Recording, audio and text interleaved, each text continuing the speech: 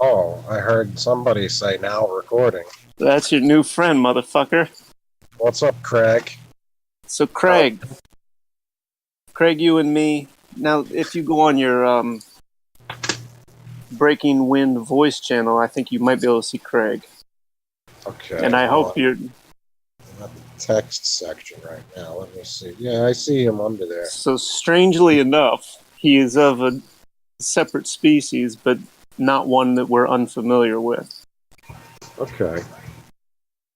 So now, is the background, is music in the background on my end interfering with the audio at all? I don't even hear it. Can't even hear it. Okay. No. That's a relief. All right. So apparently, this is how it's going to work. And I guess it just records, and then the Craig sends a link, I guess, if you go to the messages, let's see, general messages. I don't know.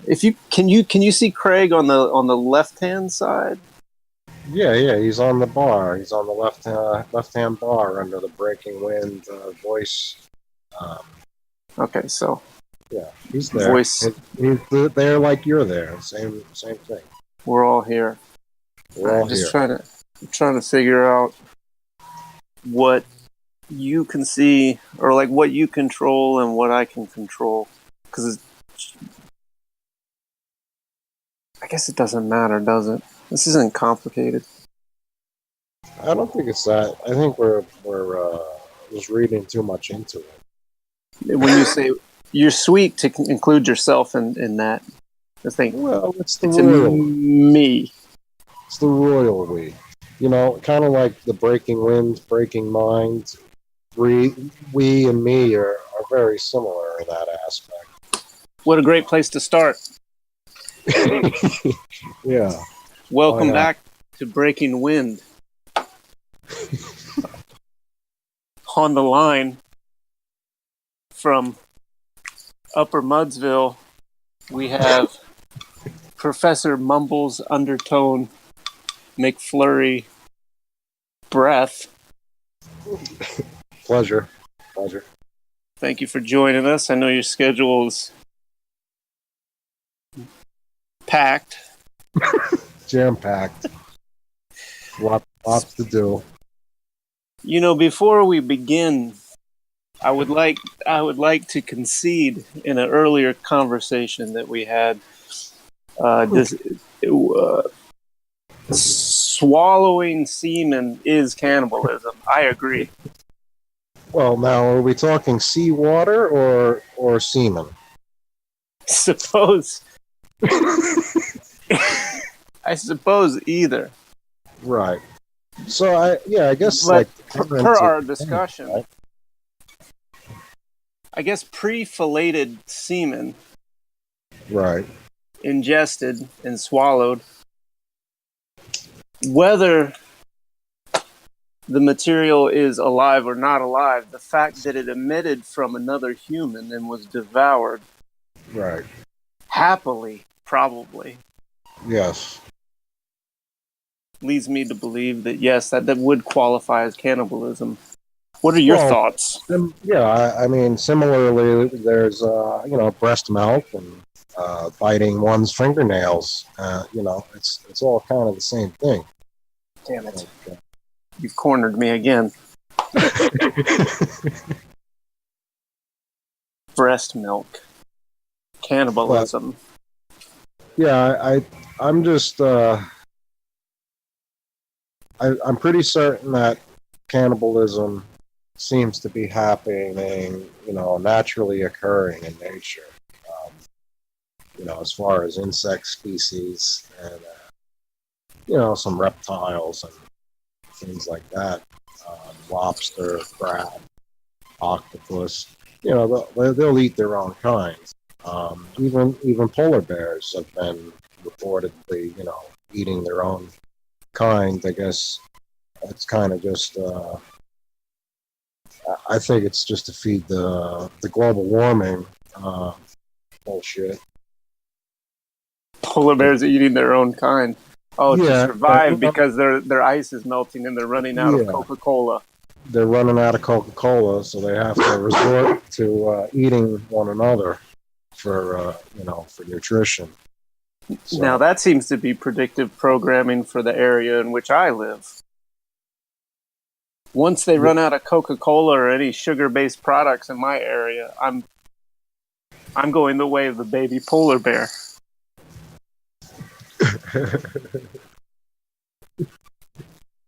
It doesn't look good. no, Cannibalism, how long has... Well, let's start with humans. What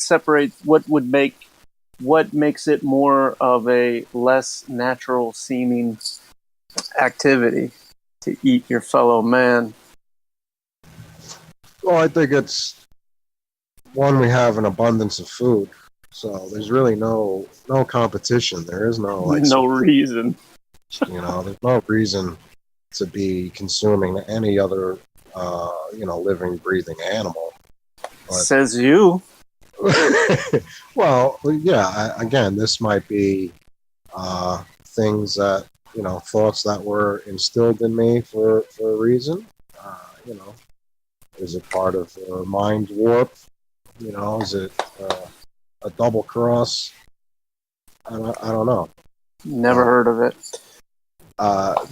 Definitely by just eating a plant-based diet, you could see the result, feel the result. And, I like that. Do your own research. What applies to you as an individual? When what would be the advantage of, let's say, let's think of the endocrine system of the human being and the hormones that seem to direct the development of our material physical bodies, our moods connected to outside stimulus that is in tandem with the inside stimulus, hormonal imbalances creating emotions that maybe don't match the outside stimulus and so forth. Could there be some advantage or disadvantage to consuming another's hormones? well, yeah, I guess.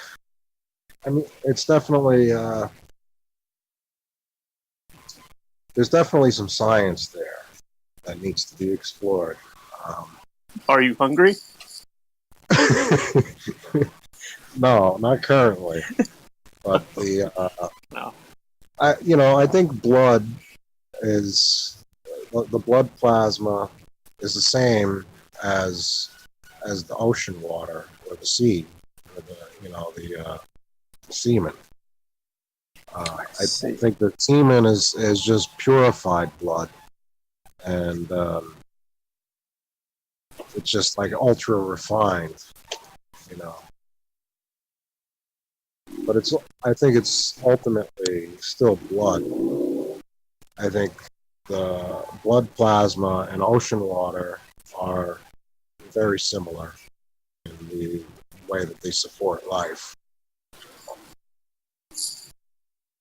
I have thought the same thing quite often, especially following what we could call the circulatory system of what would you call the natural environment, steering clear of words like earth and whatnot like that. But if you look at the natural environment as an extension or a reflection of the human body or any other body, yes, blood seems to play an important role, so you would want to look for that. And seawater seems to fit the bill, don't it? Yeah, I think it is salt the content. vital fluid. I believe that's the vital fluid for the Earth, and then second most abundant liquid would be oil, or the Sheol. The old Sheol. Sheol. The Sheol confuses me. For is there Sheol or not? Well, I think there's definitely something to be said about black goo. There is black goo. Yeah, um, there's definitely something going on um, beneath our feet. Whether it's lava, that you know, that's to be determined. I don't think that it is. I think how they support their claims that there's magma and an iron core, or like a furnace in the center of the earth where all this you know I guess that feeds the volcanoes and stuff. Um, I think that's all just to support that bullshit. Like they're using seismic, I guess, graphs. Like doing sonar, echolocation to see what's going on under the crust, right? So you're getting your feedback, but where's your control data? You have no control data, so you don't know how far your sonar or your radar is actually penetrating into the Earth's crust. Correct. I think you catch my drift. There's no control for any of these experiments. There's no control for the amount of time that they measure everything over time, and there's no control over the time. I think you've hit an important point here. Let's just have a real conversation about this. There's no control. No. And what does time represent, my friend, if anything? Well, but control, the commodification of this, that, and the other thing, but ultimately a control. Yeah, but they're trying to do it in a linear fashion. They want you to think that time is A to Z, and is a beginning, a middle, and an end. There's the problem. It's not so. That's how do we know that we don't that we're not actually moving backwards through time? How do we? Well, I am. I didn't know there was a question. Well, it's hard to formulate into words. Yeah, it sure is. That seems to be part of the problem too, doesn't it? Yeah, the language that we're using is really a slave language, and we're missing at least half the alphabet. So it's really hard to communicate, and then that plays into like all this, the gematria, how you type in a word and you get whatever 322, and it somehow it's significant, but what I think a lot of people are failing to realize is that there are so many keys out there, and there's only so many lock combinations.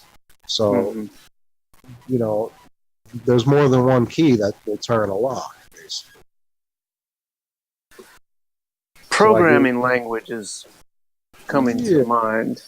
We're only allowed on our level with our slave language to do basic programming that has basically no effect one way or the other on any higher levels of computing. Yeah. On any significant economic or social level. Maybe before we had a bit more participation in the social programming. I guess it depends a lot on what you do with your language, but there certainly seems to be a cap on it.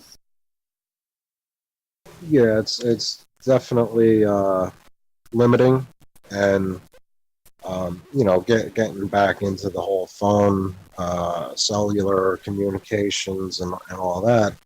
I read somewhere, somebody said,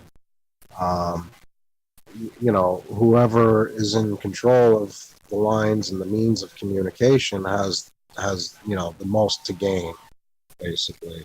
So whoever's in charge of our means of communicating with one another has the most control over the situation at this point. I wonder if those that have the means to control the flow and the direction or capacity of the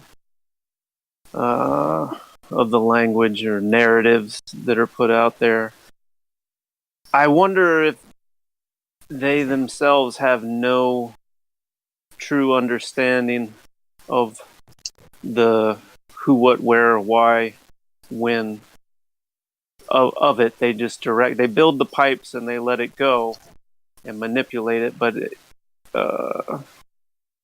in the true sense of understanding the core basics of it, can in fact themselves not control it.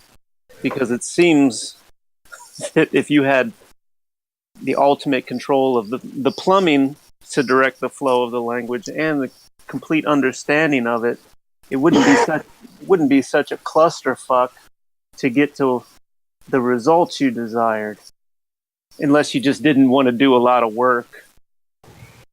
You had to trick a bunch of motherfuckers into doing everything for you, I suppose. But it does seem very sloppy in the violent approach in the use of these languages. Yeah. A lot of words with, dozen different meanings, or a word that could be used in 100 different ways and mean something different in each instance. It's really meant to confuse, I think. I think when, as we were talking earlier about having a control, which was this is out of context of what you were saying about beep beep badoop boop finding some Sheol with some tech, having a control, but the word control takes us here. Maybe an adaptation to not having control, ultimate control of the language. One of the uses of let's say, an assholic person taken to the mathematical extreme of materialism would focus mostly on the manipulation of how to confuse those who didn't understand, rather than having an understanding of what it is and how to use it. Does that make sense? Well, yeah, there's lots of different... Maybe they're not so smart. Well, I think the color wheel has a lot to play with it. The words or the spoken or verbal communication is only 7% of all communication. So the rest is all like sight and tonality, and I guess I don't know, mannerisms, but most it's taking part in like a visual sense, not in an audible sense. Which basically it loopholes the mathematical conceptualization of it. In a sense, there's an interpretation of it. There's a creative interpretation of a gesture or a tone. If you're aware of it, or even if you're not aware of it, your emotions are going to play a part in the interpretation of colors and pitches and tones and things like that. So it's sort of it's a greased pig. Yes. And I guess what I'm trying to do inadvertently is tie it back in this idea of control. If this greased pig, what's the best way? What's the best way to farm a greased pig? Who better to ask than Mumbles Undertone, McFlurry Breath from Mudville? My pigs, they enjoy laying in piles of shit. Now we're getting somewhere. I do oil them from time to time. They do dry out. relatively easily in the winter months, especially. So we do apply baby oil to the pigs, and Baby oil. oh yeah, they seem to enjoy that. And I know that it's safe for them because it's tested on babies, so Yeah. I don't have to worry. Don't you worry. Because any chemical byproduct, if there's a waste, they just throw it away. They don't turn it into another product No, and then sell it. no, no. Because then you would rub it on your pig. Either way, we don't want our pigs chafing. No, And they will, especially in the cold winter months. They will chafe. They will get chapped And infected. They'll scratch until their hair comes off. And that's the case with both of my pigs right now. They're kind of bald up top. Hopefully, it'll grow back before the winter comes again. I assure you, in my knowledge of pigs, that there's a party in the back. Yeah, well, business in the front. Well, with the male, most pigs. My male pig is his name is Nugget, or we call him Nugget for short. His full name is Chicken Nugget. It's a longer name. But Chicken Nugget has the party in the front because he's got those waddles. You know what a waddle is? It's kind of like just like a sack. Sounds like it's filled with something fat. It's basically just a fat deposit that there's two basically like deposits of fat that hang from his neck area. They call them waddles, So. And these serve what purpose? Zero purpose as far as a they look good. Pig is. I really don't know.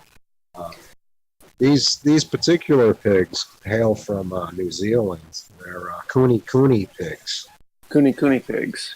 Yeah, and they're not like the garbage eating type pigs. They're the type of pigs that graze. They graze like sheep would graze. I see. They're not. They don't really like root for. They're not snoot diggers. They're not diggers. Right. Well, they'll do it if you put them in a mud pit, they'll dig. Sure, but if there's just a nice patch of grass, they'll just act like a cow and stand there and just eat all day. Now I'm looking up.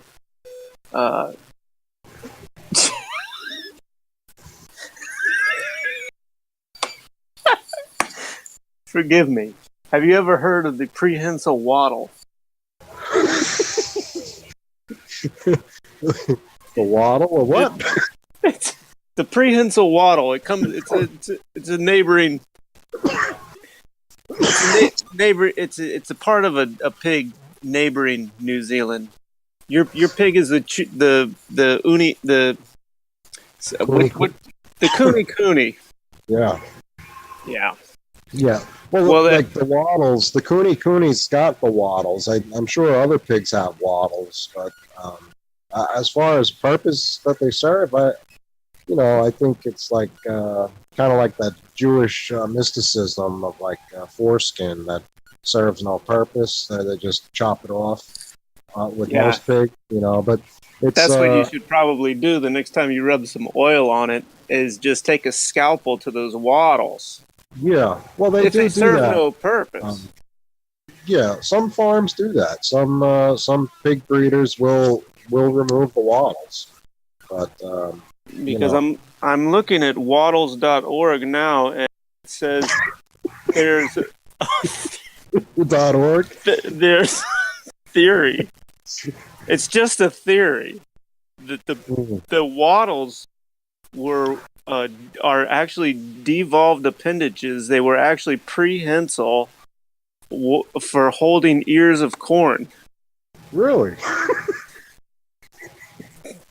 Pigs, apparently, according to waddle.org, were not always filthy creatures. So they used to hoard corn? in their waddle. They're prehensile waddles. Like we have prehensile thumbs. Hmm. We're able to hold our own ears of corn without waddles. Therefore, it seems humans waddles have remained and actually evolved into arms. Yeah, yeah, that could be the case. I have heard theories like that before. I'm just going off the research I've done. Where like a whale, for instance, is just the fins are arms that basically evolved in the fins, like Quickly too, they just fell off. a dinosaur that just wanted to spend more time in the water. Over time, its arms became fins. Well, it was very hot back then. It was heat and pressure. Had to do with it. But it is an issue. Thankfully, it's not an issue today. Being able to draw a curtain over the sky to keep the heat from coming down and burning my waddles is such a luxury of modern day technology. It's improved my life. I'd say it's just a step above importance from the modern air conditioner. Yeah. I mean, do you think in that this curtain is keeping the heat from coming down, or you think it's keeping the heat in? Like Not at all. I think it's like a Dutch oven, like we're all just basting in each other's fart. Exactly. But that's not what I was told. So even though I feel the opposite, I have to go with the official narrative. And when I look up, I thank God I can't see anything. Yeah. Period. Well, do you think the white, like they put all these clouds in the sky so you don't, like, it's too bright to look up? I don't know.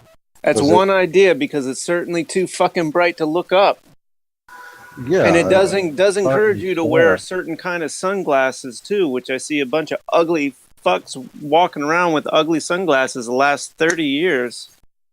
Yeah. And I know from personal in-depth research that sunshine on your eyes is a good thing. Yes. I've been trying to break away from the sunglasses for the last 6-7 months. I've been trying to wear them less and less.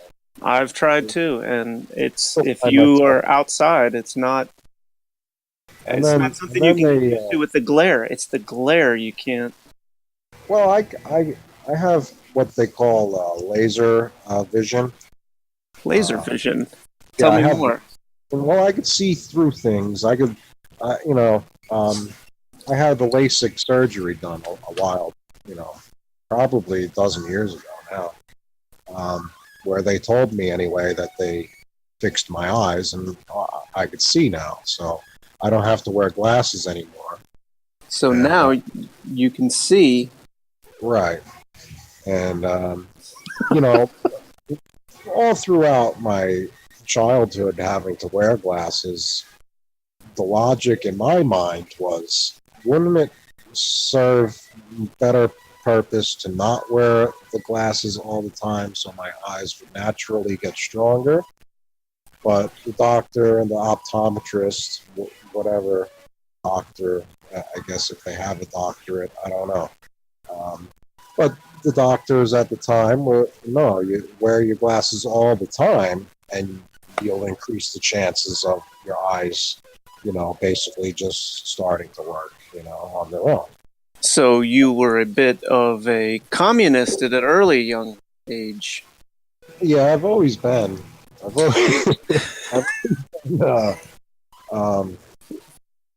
I guess, the class clown or the... Sounds like a class terrorist to me. Well, yeah, that came later, but... You're not wrong about the vision. Doctors, as reputable as they're supposed to be anyhow, Yes. The ones that are charged with the duties of prescribing different lenses for different visions are optometrists, which actually have no medical training, but are wonderful salesmen. Yeah. Well, they have all those high-tech things and those charts, and they really put on a good show. Um, I never got a pair of glasses that fit my waddles. well, it's hard to fit the glasses over the waddles. And Um, I can't blame America for that. That's something God did to me. Don't you agree? yes. Yes. Vision The seems to. Yes. the vision. Getting back to the vision, being able to see, like seeing colors that, I know the person next to me is not seeing the same color. You know, and then like I also find, well, getting back to the surgery, I have no real way of knowing if they actually did any surgery. Like they just, I laid on a table, they poked some drops in my eyes, and They I felt some, like, they cut you. yeah, they might have. Who knows? I don't know. Mm.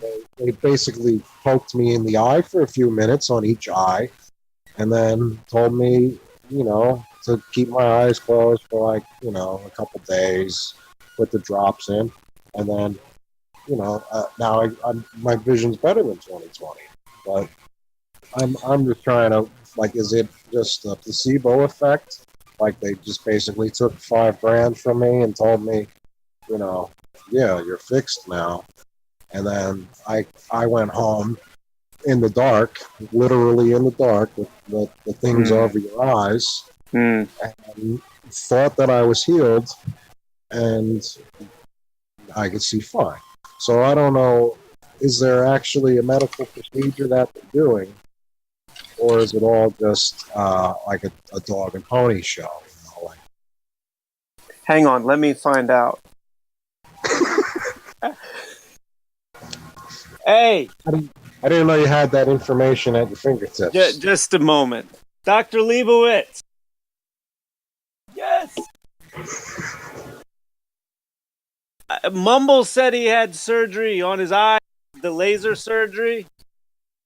Uh-huh. He can see now? Did you trick him? No. Seems legit. It must be. Perhaps if you just closed your eyes for 3 days, all that Perhaps. shit would have reset. Did you have your eyes covered for 3 days? No, not for 3 days. But it was basically like go home and basically sleep for like 8 hours, where you're not looking at anything, and then the next day is you're basically like keeping your eyes in the dark, no sunlight, and then they tell you to wear glasses, or if they tell you to wear sunglasses, and Right. so I don't know. I really don't know. Are they just trying to keep us from looking at the sun? Well, that's one thing. Is just keeping the sun, whatever that is, out of the eyes. Is keeping the sun from the skin seems to be an important thing for them as well. Keeping the sun out of the food is another thing. Any connection to the sun, be it through your eyes or skin, maybe, yeah, the way food is grown or distributed, or not grown, just produced, and any disconnection from the sun seems to be a disconnection to some sort of energy. I suffer from a lack of energy, although I don't do anything particularly unhealthy anymore. Definitely a lack of energy, and when there is no curtain above the sky, I can feel it. and I can't explain how I feel it. It's not just a physical feeling, but the light doesn't glare, and even in the shitty environment with the people I'm surrounded by who are highly agitated all the time, they're all calm. Even honking horns, which is constantly prevalent, disappears for an entire day. The breeze flows differently. The blue in the sky is different. And you even feel lighter weight wise, but it doesn't. Yeah. It definitely over the last 15 years, this has been less and less and less. I don't know if these things called solar minimums are actually real phenomenon or are real phenomenon, but then also not scapegoated in the sense that that's what's taking away the. Why would you? Let's take these words generally mean something. Jumping around here, solar radiation management. That is a term that you can look up and has had the slow time release into the general lexicon. Solar radiation management to a point where people will accept, what are you going to do? You got to you got to solar manage the radiation because I'm getting the cancers on my skin. It's burning my eyeballs out. I got the, I got the global warming. So that's the narrative, but the actuality sometimes seems to fit the words. They are managing the solar radiation, but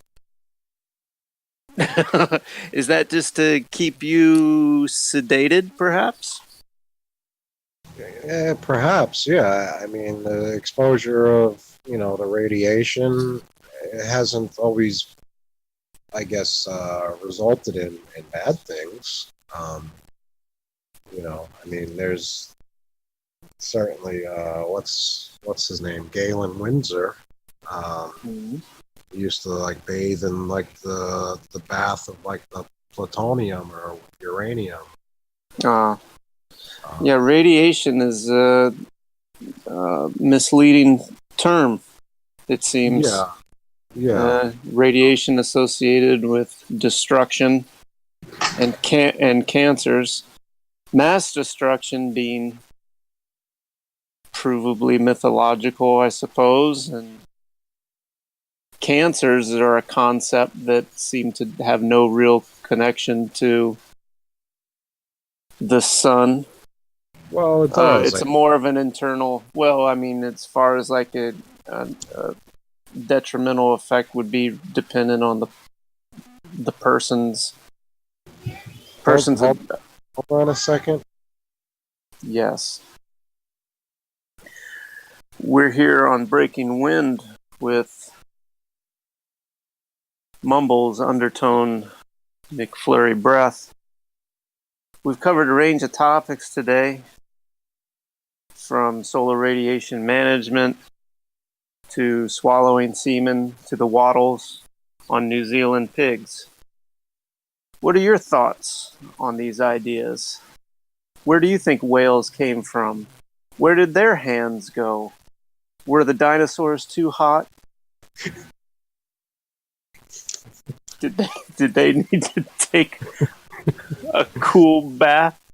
Well, maybe the dinosaurs being too hot inevitably led to their extinction because of their own global warming. Maybe they these dinosaurs with these tiny arms were able to find a way to cool themselves.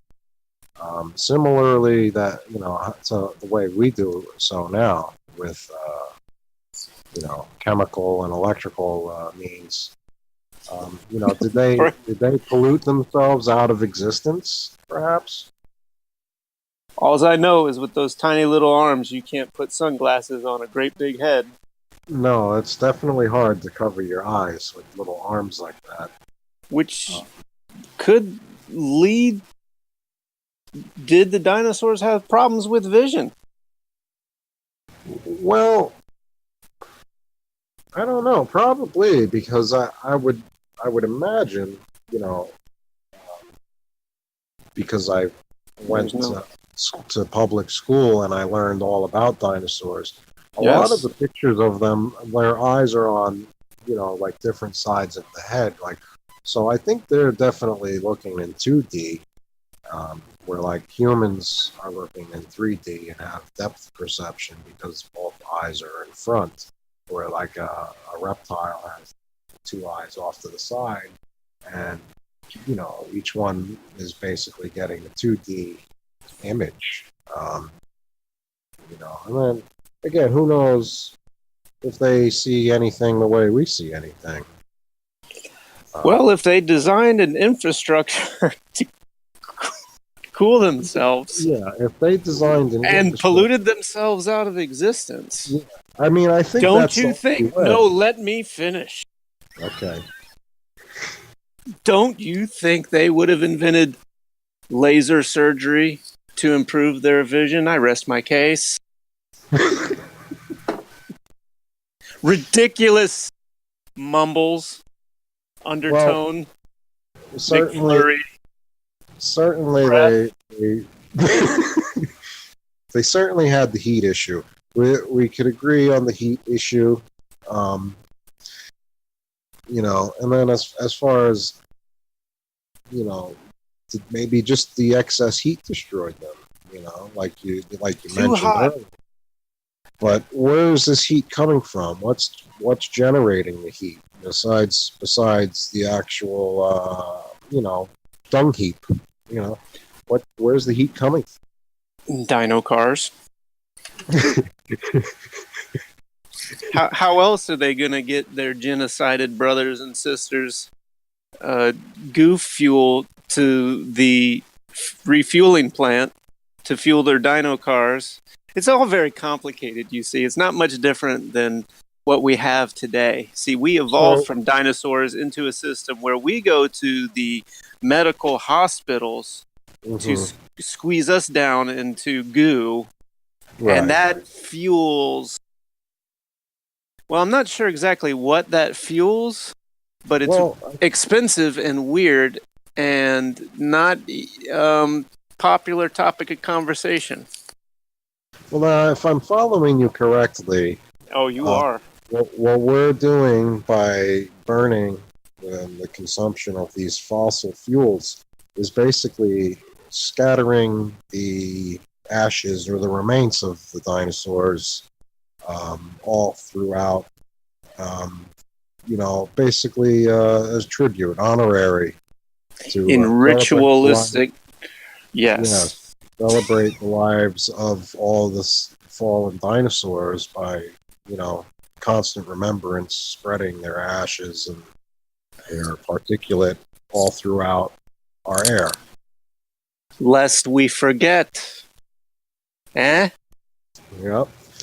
Once we forget what happened to the dinosaurs, perhaps we will forget what happened to the members of Dr. Leibowitz's family.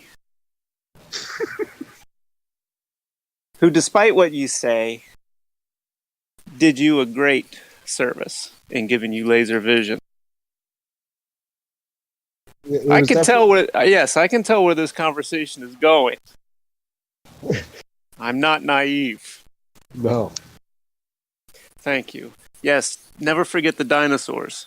No, you can't forget the dinosaurs. Now, the other thing is where the trees. The trees were different when the dinosaurs were roaming. So,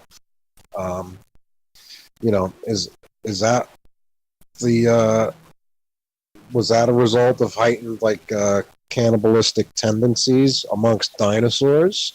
Now we're getting somewhere. Because these trees, if they're all this is the Silicon era, if I'm not mistaken, if my timelines, you got a few billion years of linear timelines to choose from, so I might be a little mixed up, but take your pick. If it's silicon based tree, how are the dinosaurs, even the ones that are plant eaters, getting nutrients from them if they're carbon based animals?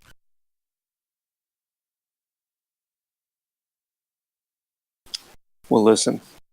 Carbon eats carbon. You know, You've stumped me. So now we've gotten into the realm of the Dinobot. I see. I've been sandbagged. There was one topic I didn't want to talk about. Which one's that? We agreed to this. Mechanical dinosaurs. Oh, well. I didn't want to go there. You're very clever. You're very clever. It has been a hot topic of debate. Very hot. Of course. Mechanical animals. Where is Wormhat? Hans Wormhat? Have you seen him? I think he fell off of the internet altogether. I never was intrigued for some reason. I don't know what programming I missed. Yeah, I got off it's the boat early. It's definitely a stretch. A lot of the stuff, but I can see to some degree where they might be actually putting people in animal suits and sure, trying to collect donations, like the Panda Bear Foundation. You gotta one need only visit a local Chuck E. Cheese to see that in action. Yeah. How many thousands of tokens have I lost? Yeah, I don't even remember where. There used to be a mall, back when I was a kid. I grew up in a town, Islip, ISLIP, which now it kind of resonates a lot with the name of the town, Ice Slip.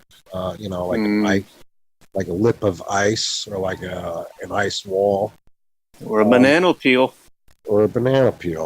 But I grew up somewhere called Islip, which was on Long Island, and the mall there. I remember.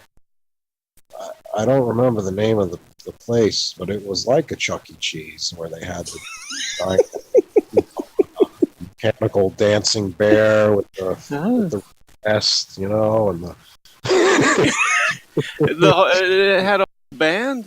Yeah, the whole animatronic animal bands, Long Island is a strange place, isn't it? It certainly is. You think they could afford to get a real life trademark Chuck E. Cheese franchise out there for you? Well, this was back in the 80s, mid to late 80s. I think that was called the Gardner Manor Mall, if I'm not mistaken. GMM, that sounds about right. Gardner Manor, yeah. Dare I inquire into the name of this establishment? Yeah, I wish I could recall. God damn it. Again, I was in my early childhood, so I remember the pizza, and I remember the dancing robotic animals. Which was perfect priming for adulthood. More importantly than that, I also remember my brother sitting in one of those, rides, like what you find outside a grocery store, you put it in, and I think it was like a little biplane or a spaceship one, Oh yeah, I hope so. There was like this retarded kid there at the mall, right? And he was just kept fucking trying to tell us something like shit, Huh? My mom fucking puts my brother in the ride, and lo and behold, it was filled with somebody else's shit. Motherfucker was trying to tell you. That's a classic case of the retard getting a bad name. Yeah, the retard knew, and he didn't sit in it. The retard managed to avoid sitting in the shit where, the seemingly normal parent and child were both bamboozled by it, and it's Hornswoggle. full fury. Yeah, it's got the full fury. So, Which I believe the there's story. My mom ended up stealing clothes from like Kmart or something to change my brother or something. I don't remember the whole story. beautiful. It was quite a delight. The lesson here is don't get in the spaceship. Don't sit and shit. Maybe that's more direct, moral to the story. Yeah. Aesop's fable. Basically, it follows the model of Aesop's fables. Well, I wish perhaps we can look up what a fake Chuck E. Cheese looks like and what it was called. I guess it doesn't matter. But mechanical animals, that was a thing. That is a thing. It is a thing.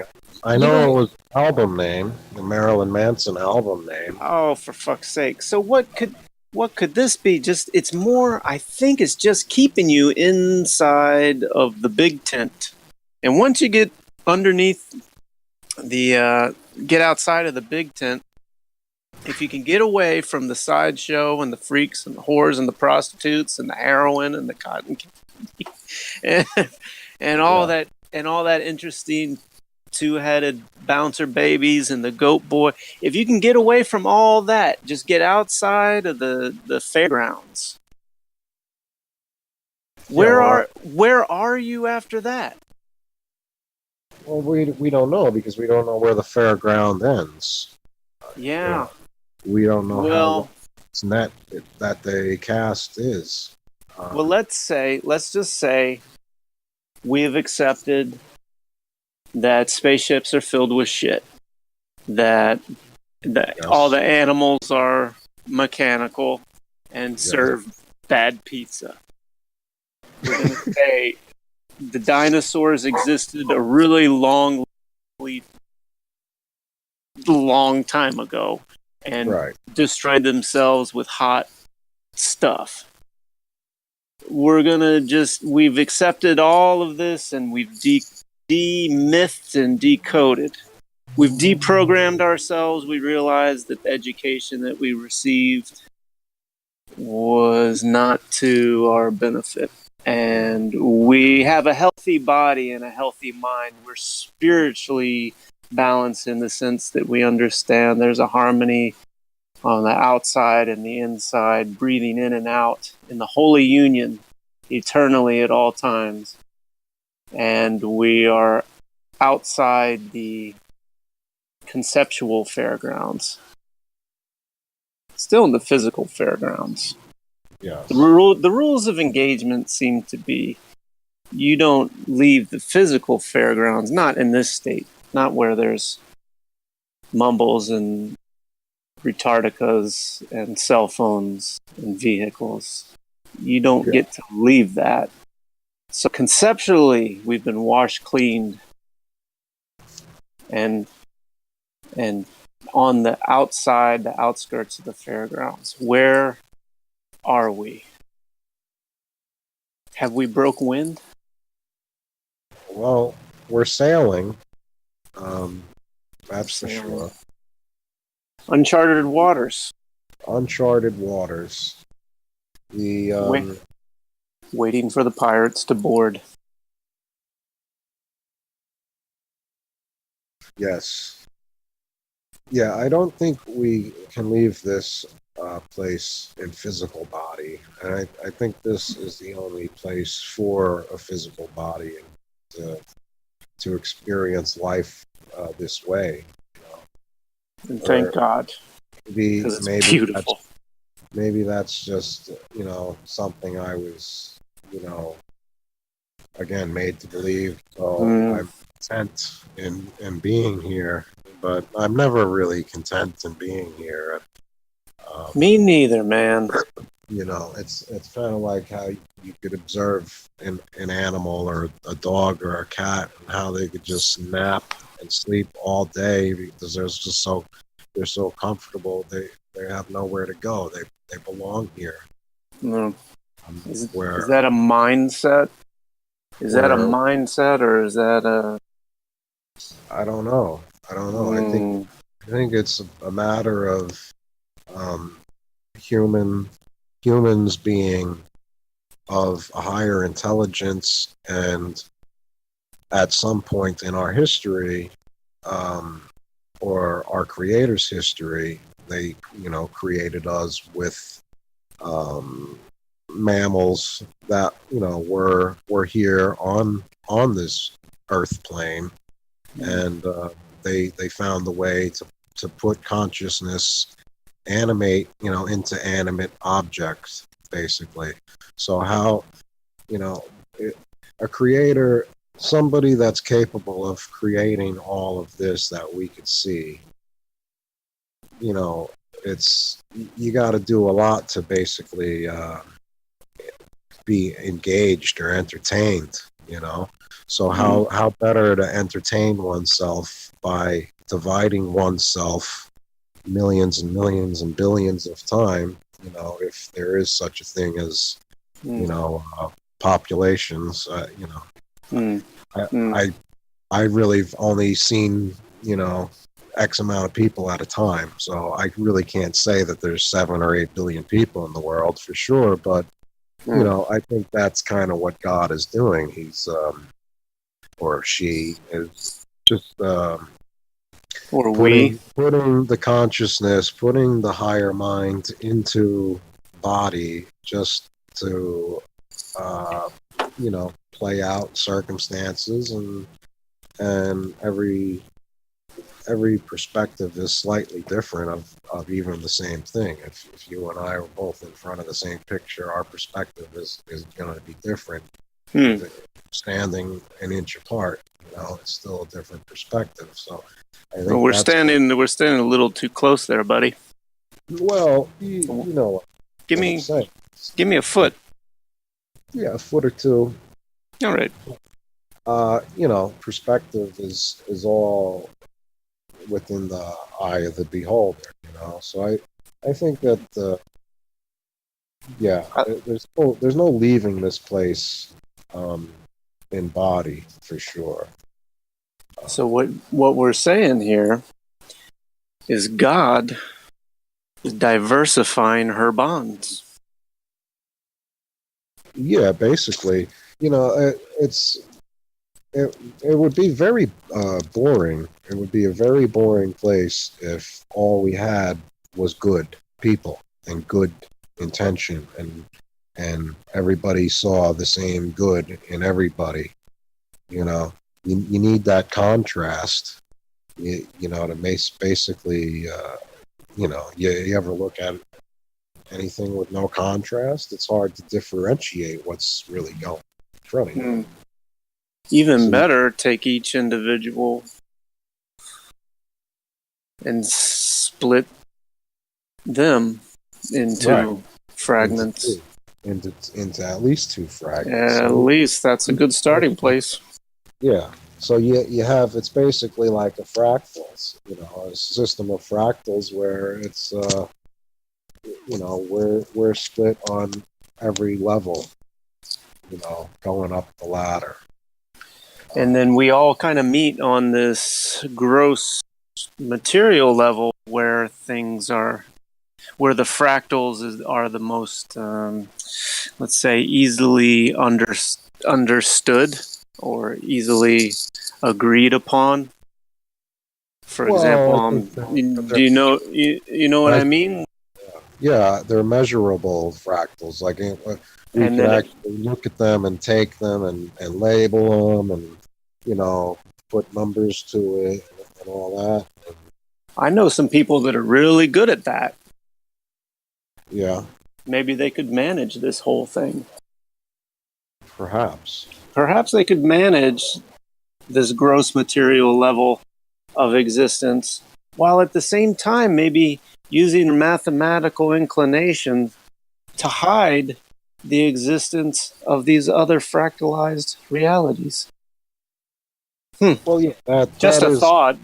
That's definitely something. Is there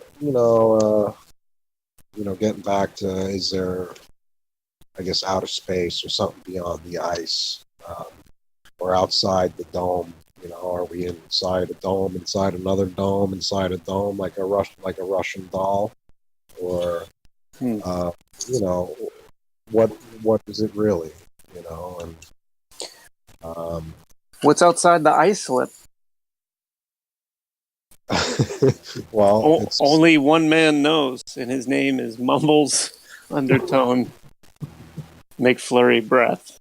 He's joining us today on Breaking Wind. outside the ice lip. Watch your step. Don't let the door hit you. Yeah. But yeah, I kind of ran off on off course there. I think we were perfectly arrow straight. There was something I wanted to get out. But, the fractalize the times that were. Where did I interrupt? Well, I think it was something about contrast. The contrast. Yes, how you can't determine. Is that the spice of life, you know? And if life is a game, wouldn't you want to play an exciting game? Or what if life is not a game?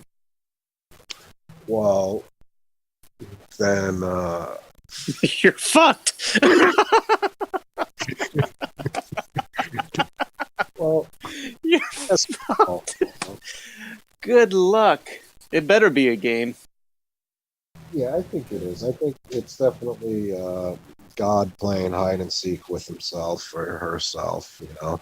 And once you have that inner reflection or that self-realization that you are a god or you are God, you know, it's like, you know, peekaboo.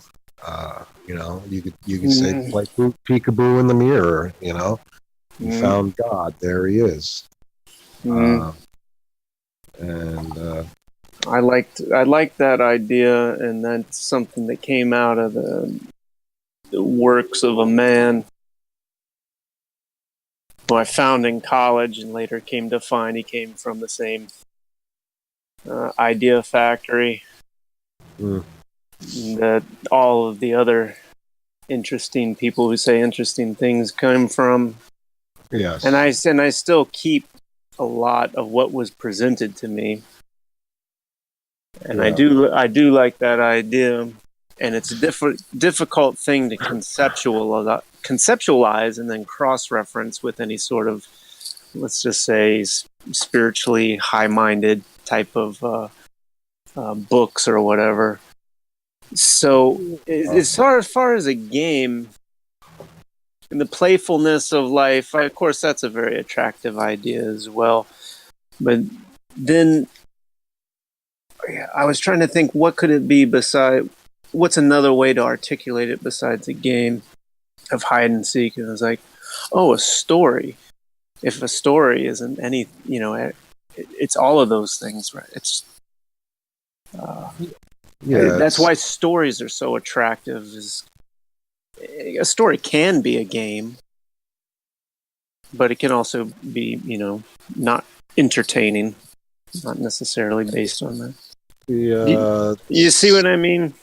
Yeah, the storybooks, like, you could follow the chain of events that you want, you know, like one of those. Just choose your own adventure. Yeah, choose your own adventure book. Yeah, you know. Yeah, just stories in general. Like, not how could you say this? Like, not a time-based story. For example, you can kind of look at if you. In my quieter states, I'm able to just look at an item, say a pen, and I can unpack that pen, the concept of a pen with a cap and the ink and the inside and the outside and the top and the bottom.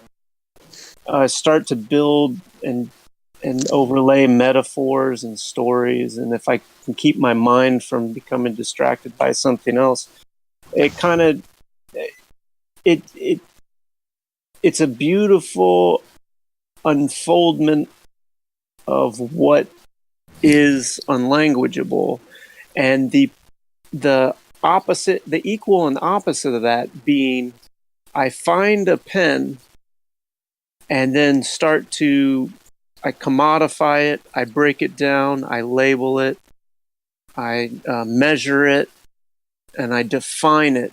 But they're not the same thing, but they're related at the core.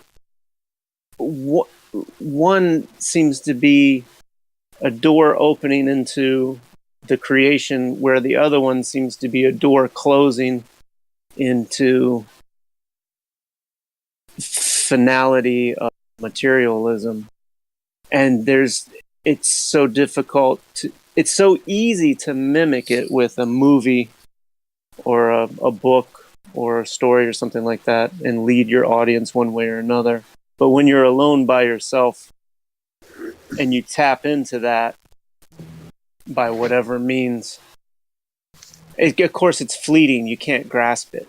But it's nice when I find myself outside the fairgrounds there and there's no parameters, and I'm not actually outside the fairgrounds, I'm just left to be a dog lying on the porch in the sunshine. Anyway. Yeah.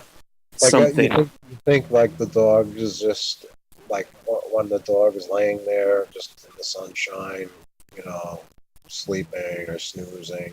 Do you think that is likened to like a meditation, like a meditative state for people?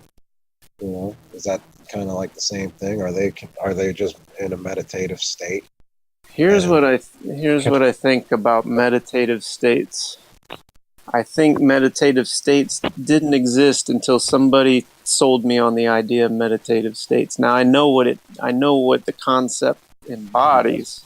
Yes. And it's a useful handlebar to get you to be, because that's what God, that would be the definition of God, I suppose, in one respect, there is no definition beyond is or am or whatever. And so I would say it's hard to say. How do you get inside the mind of a non-mechanical animal besides Chuck E. Cheese? A dog laying in the sunshine on the porch is, period, right? And is it a meditative state?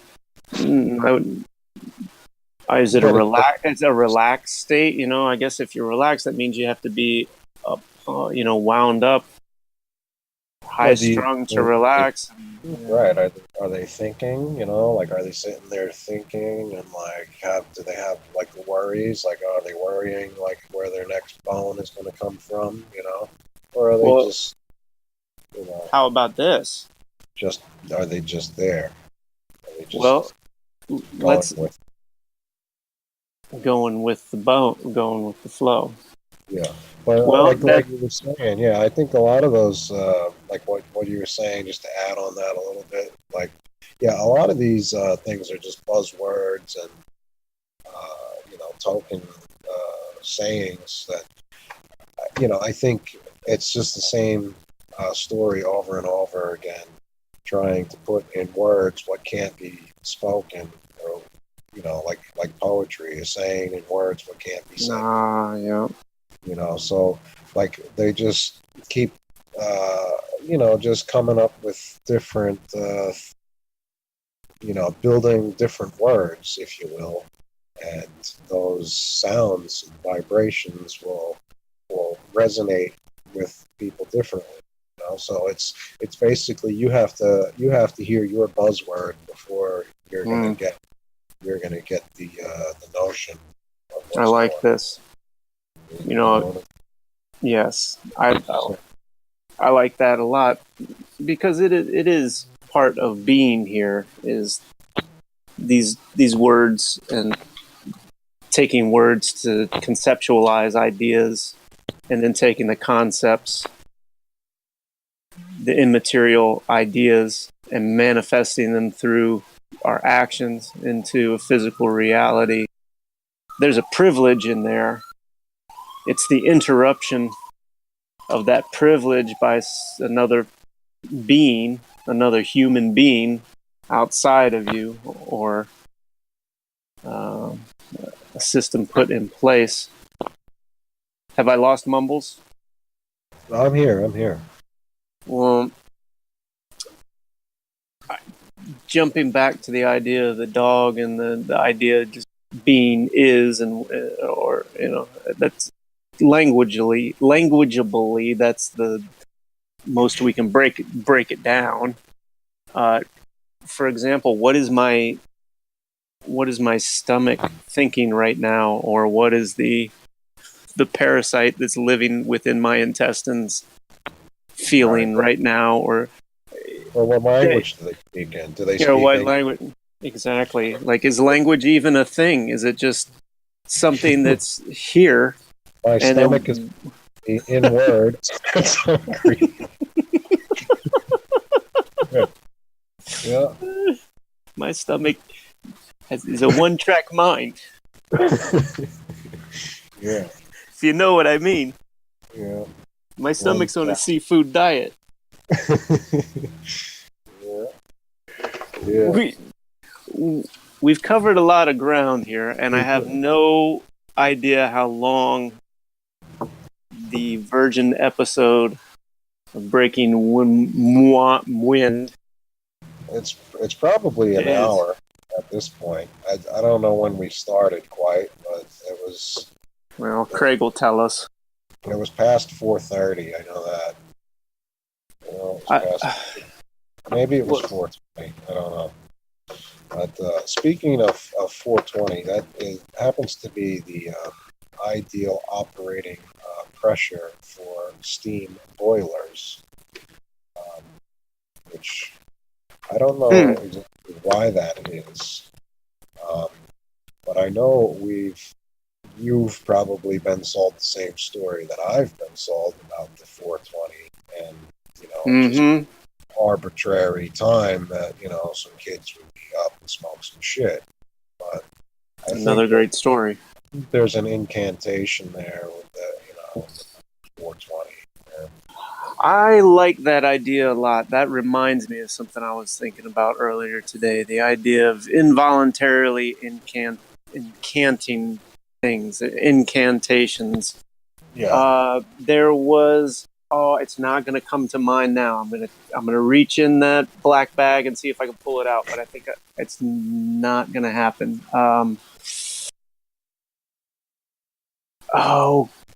What came out? This is not the word. It was a good one. It was better than this, but for example, underwear.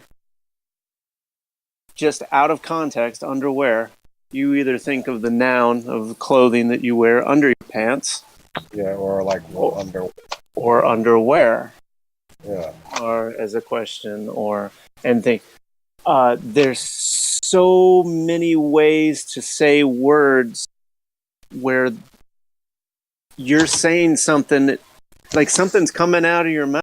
I mean, you're not unfamiliar with this, but yeah, incantation and the 420 and what do you have there? You have four. Let's break that one down. So you have 420, but then you have Fort Unny. You have Fort Tunny. Fort Wenty. Well, how about this? 4 and 20 blackbirds. Hey, let's break down the 4 and 20 blackbirds baked in a pie. Doop boop boop. Yeah. So 420. Why? What's going on here? We're gonna jump off. We'll do the 420 show. Yeah, that could be a whole nother thing. It could be a poetry ride. I liked what we did. I like what we did today. It got a little more loose towards the end. Interview format. I don't know. I think just conversational format's pretty good. Yeah. Well, I don't think I can lead an interview. You want to do an outro? Is that you want to? Let me just sum up what I have on my whiteboard. Oh, did you record all this on your whiteboard? No. I had a few like lingering thoughts, earlier today and yesterday that I just wanted to write down.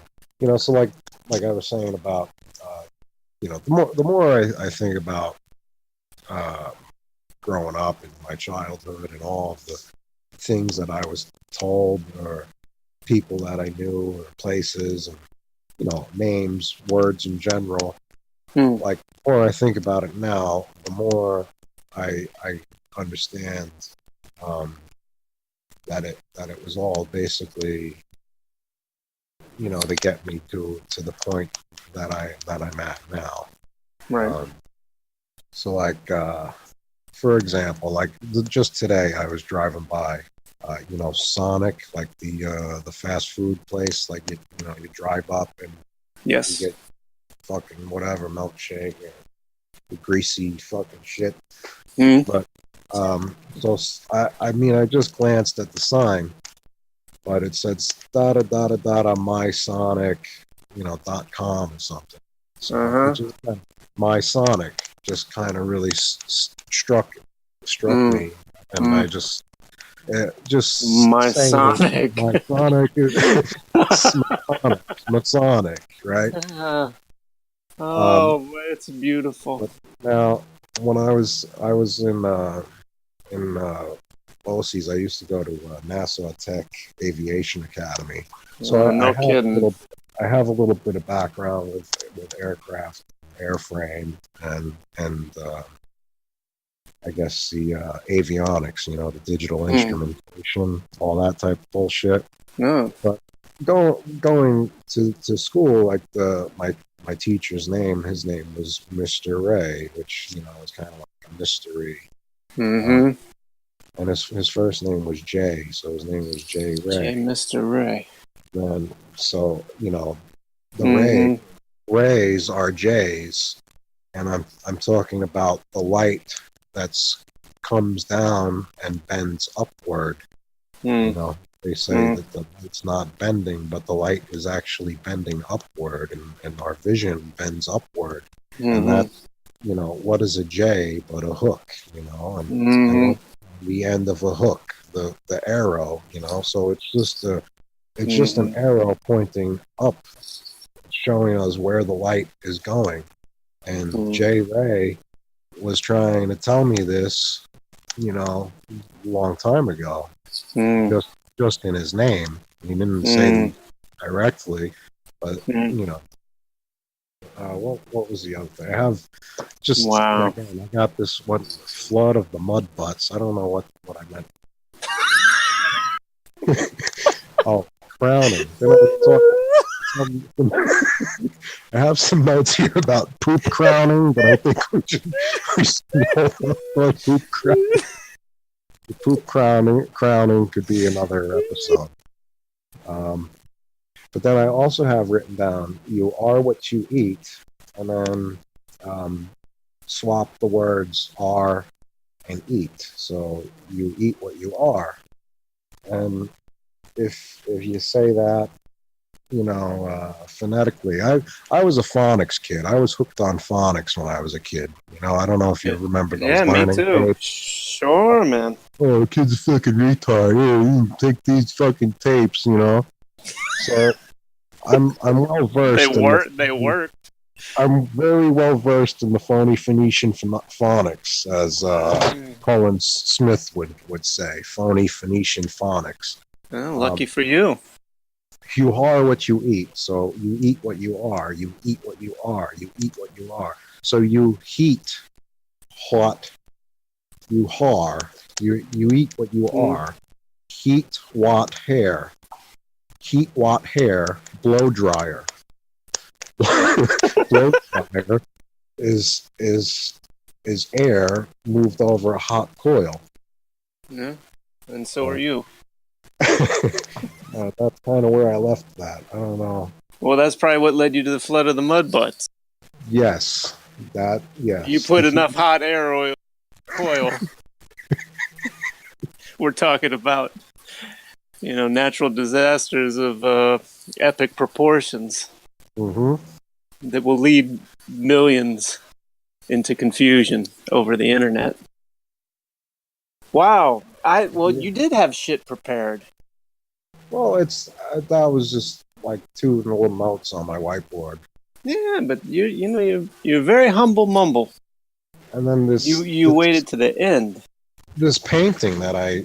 Oh, let me read. I have one other thing that I popped out at me while I was reading my cannibalism book at the doctor's office. Mm-hmm. Waiting for my fucking my allergy shot, you know. Mm-hmm. Get my dose of who knows what. Mm-hmm. Here's a quote from an unknown author. Cannibalism is found in over 1,500 species. Anthropophophobia, phobia, I guess that's the fear of cannibals, right? Mm-hmm. And anthropophobia, right? I'm not sure how you say that, right? But It's the name of your new painting, yeah? cannibalism is found in over 1,500 species, right? Fear of cannibals, right? Fear of cannibals is found in only one. What seems unnatural now? And that's the quote. So, you know, are we the only animals that are, have a fear of cannibalism?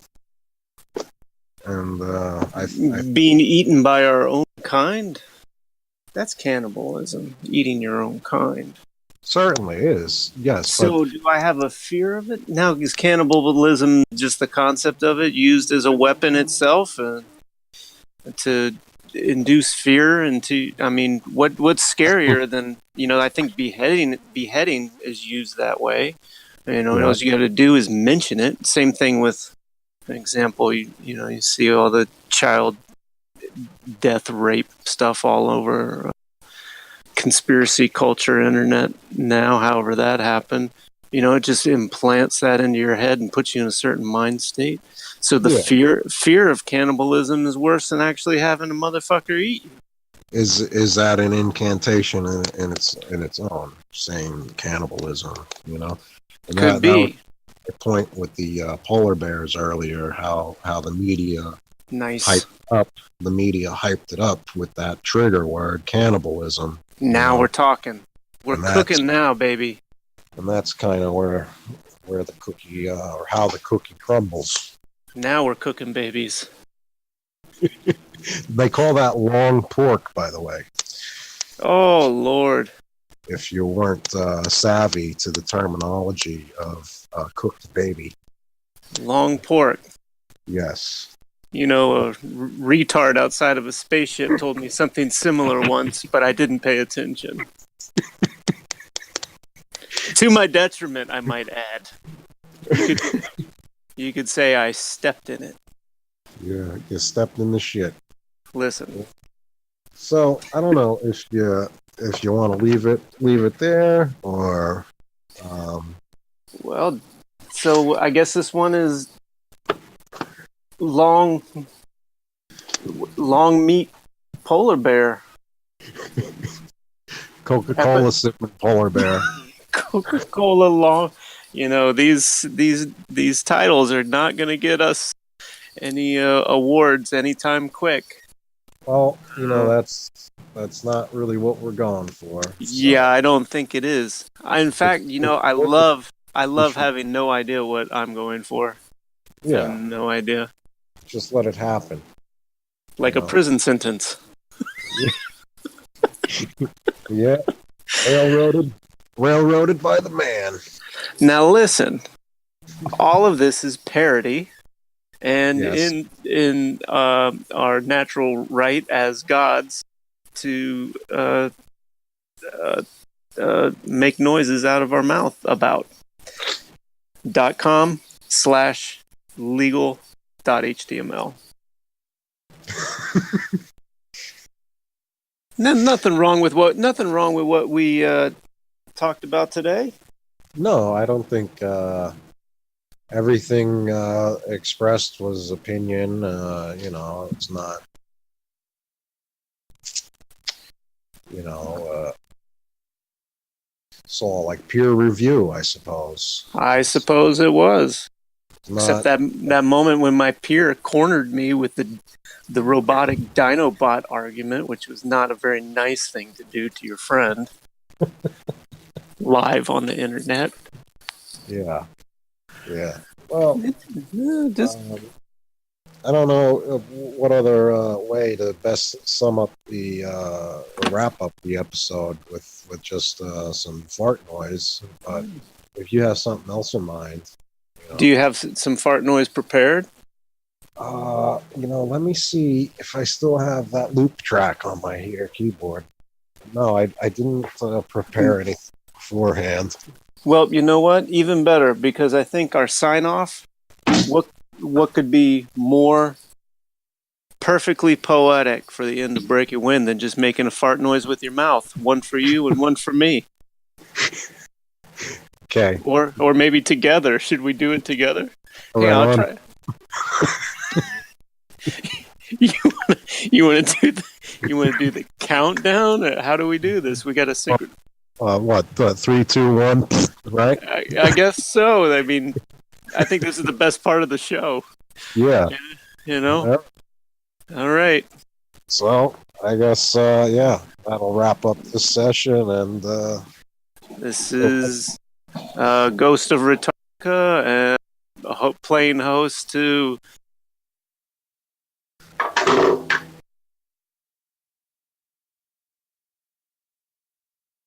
and technical difficulties.